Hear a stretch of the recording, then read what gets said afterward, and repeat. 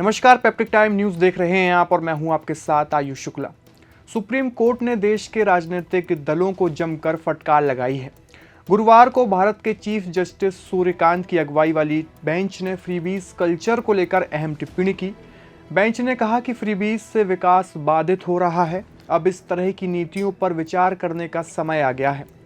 इस तरह की योजनाओं के माध्यम से संसाधन देने के बजाय पार्टियों को योजनागत नीतियां लानी चाहिए, जिससे कि लोगों का जीवन बेहतर हो सके, जैसे कि बेरोजगारी खत्म करने की योजनाएं। एससी ने कहा कि देश के ज़्यादातर राज्य राजस्व घाटे में चल रहे हैं और फिर भी वे इस तरह की मुफ्त की रेवड़ियां बांट रहे हैं।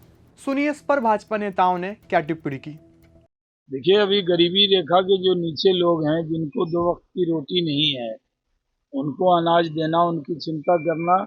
जब ये देश गरीबी रेखा से ऊपर आ जाएगा, विकसित भारत बनेगा, तो बहुत सी चीज़ों की ऐसी मदद नहीं हो पाएगी। आज सरकारें जब ये देती हैं तो ये ध्यान रखती हैं कि गरीबों की मदद की जाए, लेकिन जो टैक्स पेयर हैं, जो सक्षम लोग हैं, उनको कोई रेवड़ी नहीं दी जा रही। याद रखिए कि भारत की सरकार जो है, भारत जो है वेलफेयर स्टेट है। वेलफेयर स्टेट में हर किसी के पास एक समान इकोनॉमिक स्टेटस नहीं होता है। कुछ लोग होते हैं जिनको मदद देने की जरूरत पड़ती है। मैं बगैर सुप्रीम कोर्ट के इस पे टिप्पणी किए हुए करना चाहूंगा कि आप हमारे समाज में ही, हमारे प्रदेश में ही हर जगह कुछ लोगों को मदद की जरूरत होती है और वेलफेयर स्टेट में सरकार को इस बात का, अपने हर लोगों का ध्यान अवश्य रखना पड़ेगा।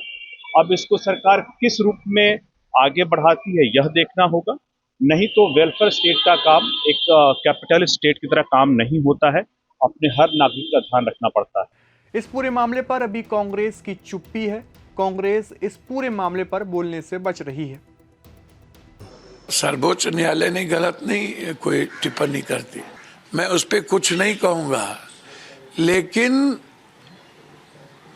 मुझे लगता है कि इसमें एक गहरी साजिश है, अबू भी है।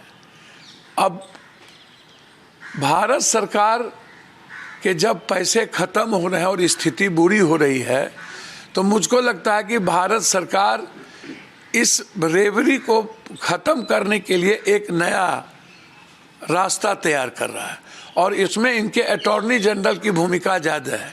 वोट मिल गई, 3 बार ये प्रधानमंत्री हो गए, रेवड़ी और 10,000 रुपया और 83 करोड़ लोगों के 5 किलो अनाज पर आपने सब नाच नच लिया।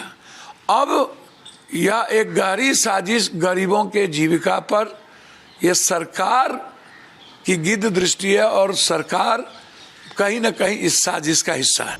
दरअसल सुप्रीम कोर्ट ने ये टिप्पणी तमिलनाडु के पावर डिस्ट्रीब्यूशन कॉरपोरेशन लिमिटेड की याचिका पर सुनवाई के दौरान की, जिसमें राज्य में सबको मुफ्त बिजली देने का प्रस्ताव रखा गया।